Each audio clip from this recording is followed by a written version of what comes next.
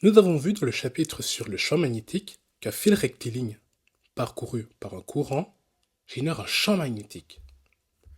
Lorsqu'un fil rectiligne parcouru par un courant est plongé dans un champ magnétique, il subit une force appelée force magnétique. Ainsi, si l'on plonge un courant linéaire dans le champ magnétique généré par un autre courant, il subira une force magnétique. Cette force dépendra de la distance entre nos deux objets. Plus la distance est petite, plus la force magnétique sera forte. Plus la distance est grande, plus la force magnétique sera faible, vu que le champ magnétique généré par le fil sera plus faible. Ainsi, si l'on réunit deux fils rectilignes, chacun parcouru par un courant, ils subiront tous les deux une force magnétique parce qu'ils seront plongés dans le champ magnétique généré par l'autre fil. Cette force magnétique est représentée par un vecteur perpendiculaire au fil. Si les deux fils sont parcourus par des courants de sens opposés, une force magnétique répulsive apparaît entre les deux fils. Pour avoir le sens de la force magnétique, on utilise la règle de la main droite. Soit, le pouce va dans le sens du courant, l'index dans le sens du champ magnétique et le majeur dans le sens de la force magnétique. Ainsi, la composante du champ magnétique influençant celle du module de la force magnétique est la composante perpendiculaire au courant. Pour mieux se représenter les directions de chacune de nos composantes, courant, champ magnétique et force magnétique, on utilise un repère cartésien, soit trois axes, X, Y et Z. Ceci nous permet de conserver l'orthogonalité de nos différentes composantes. De manière expérimentale, on a pu déterminer que le module de la force magnétique subi par un fil rectiligne est proportionnel à sa longueur, au courant qui le traverse et au champ magnétique dans lequel il est plongé. Ici, le coefficient de proportionnalité est tout simplement de 1. Donc, à la place du signe de proportionnalité, on peut tout simplement mettre un égal.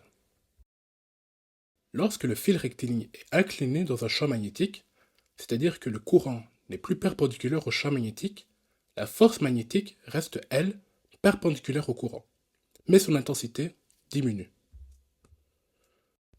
Son module après inclinaison, que l'on va appeler F1, sera proportionnel au module de la force sans inclinaison du courant, qu'on va appeler F. Ils sont liés par le terme sinus θ. La présence de ce sinus fut établie de manière expérimentale et l'on peut le justifier physiquement par le fait que l'on veut uniquement la composante du champ magnétique qui est perpendiculaire au courant. Soit, on fait une projection du champ magnétique, qui est en général représenté par un vecteur, sur l'axe qui est perpendiculaire au courant. Si l'on considère que le courant a une direction donnée par l'axe Z, la projection du champ magnétique qui nous intéresse se fera dans notre cas sur l'axe Y. En utilisant les formules de trigonométrie, on trouve que cette projection a comme norme le module du champ magnétique multiplié par sinus θ. Θ est l'angle que fait le champ magnétique avec le courant. Si le champ magnétique est aligné au courant, l'angle entre les deux vaut 0, ce qui signifiera que le sinus aura une valeur de 0, vu que sinus de 0 degré vaut tout simplement 0. Concentrons-nous sur la force magnétique et la manière de reformuler son expression. Soit, on utilise toujours un repère cartésien avec nos axes X, Y et Z. Le champ magnétique est dans une direction Y, la force magnétique est dans la direction de X et le courant aurait une direction 1L.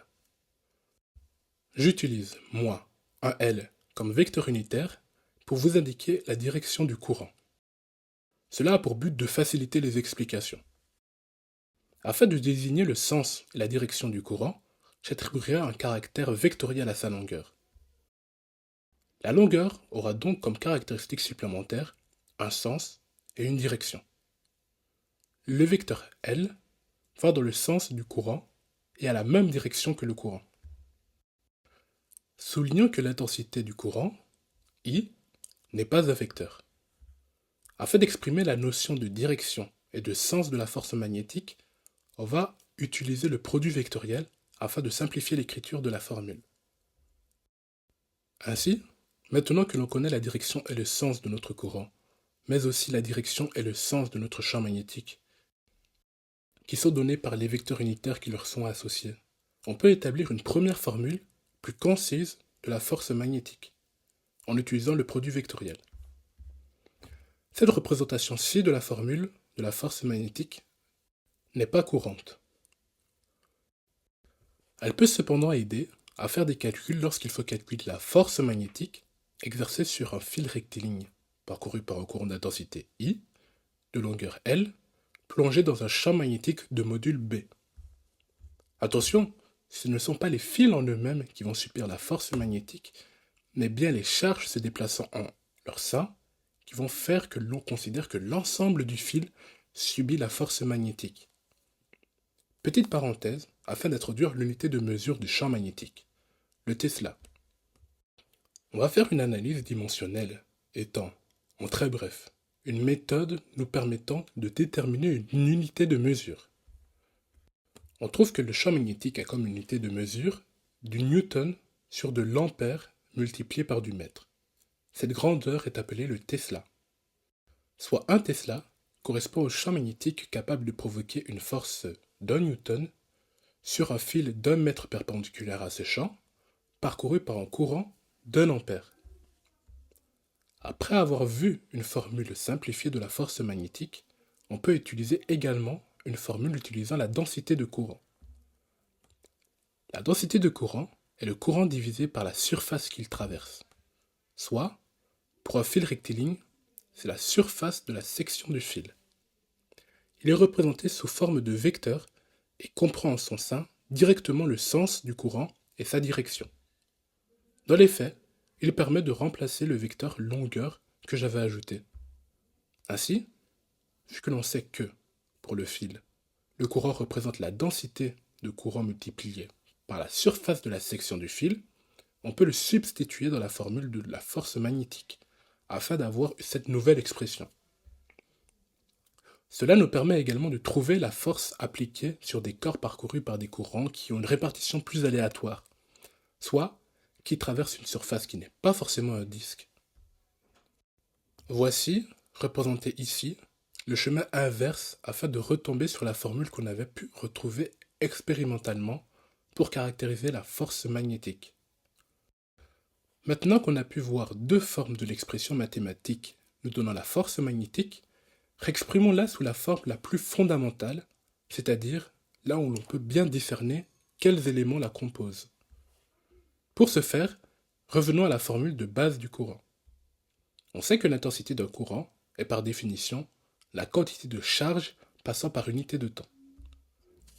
La charge totale peut être exprimée par la charge portée par une particule multipliée par le nombre de particules qu'il y a. N'oublions pas que nos formules sont établies sur la base du courant conventionnel, c'est-à-dire que l'on considère que ce sont des protons qui se déplacent. Ainsi, la charge d'une particule est positive. La charge portée par une particule vaut Q et le nombre de particules est N. On peut réexprimer N en utilisant la densité volumique de charge, soit le volume traversé par le courant multiplié par la densité de charge du courant nous donne le nombre de charges pour ce volume. Le volume est égal à la surface traversée par le courant multiplié par la distance parcourue, ou bien, dit autrement, la longueur traversée par le courant. Cette distance, divisée par le temps qu'il faut pour la parcourir, nous donne la vitesse des charges. Ainsi, nous obtenons une nouvelle expression de notre courant. En divisant celle-ci par la surface traversée par le courant, nous obtenons notre densité de courant que l'on peut ainsi remplacer dans la formule de la force magnétique. Vu que l'on a vu plus haut que le volume multiplié par la densité de charge nous donne le nombre de charges, on le substitue de nouveau ici. On obtient alors cette nouvelle expression faisant intervenir le nombre de charges. Soit, l'interprétation de ce résultat final nous dit que la force magnétique subie par un fil est la somme des forces magnétiques subies par les charges individuelles composant le courant. La force magnétique subie par chacune des charges correspond à notre ancienne force magnétique divisée par le nombre de charges et est appelée la force de Lorentz. Attention, en temps normal, c'est l'addition entre la force de Coulomb et la nouvelle force qu'on vient de trouver qui est appelée la force de Lorentz. Mais ici, on utilisera force de Lorentz pour cette force magnétique agissant sur une seule particule. Elle est censée être l'équivalent de la force de Coulomb dans le magnétisme. La force magnétique subie par une charge ne prend pas cette forme-là, mais bien celle-ci. Maintenant, que se passerait-il si l'on plongeait une charge libre en mouvement rectiligne dans un champ magnétique? Elle effectuera un mouvement circulaire uniforme. En effet, comme nous avons vu précédemment, qu'une charge composante d'un courant plongée dans un champ magnétique subit l'effet d'une force magnétique. Lorsque la charge en mouvement traverse le champ magnétique, elle subit la force de Lorentz, une force qui est perpendiculaire au vecteur vitesse de la charge. Le vecteur vitesse est dans le sens du courant. Le fait que la charge soit positive ou négative ici ne change absolument rien. Si la charge est négative, le vecteur vitesse sera négatif, et vu que la charge ira dans le sens inverse au courant conventionnel, il y aura donc une simplification entre les deux signes. Par conséquent, du fait que la force soit perpendiculaire à la vitesse, la charge effectuera un mouvement circulaire avec la force dirigée en tout point vers le centre du cercle. Le rayon du cercle formé par cette charge est donné par l'expression suivante.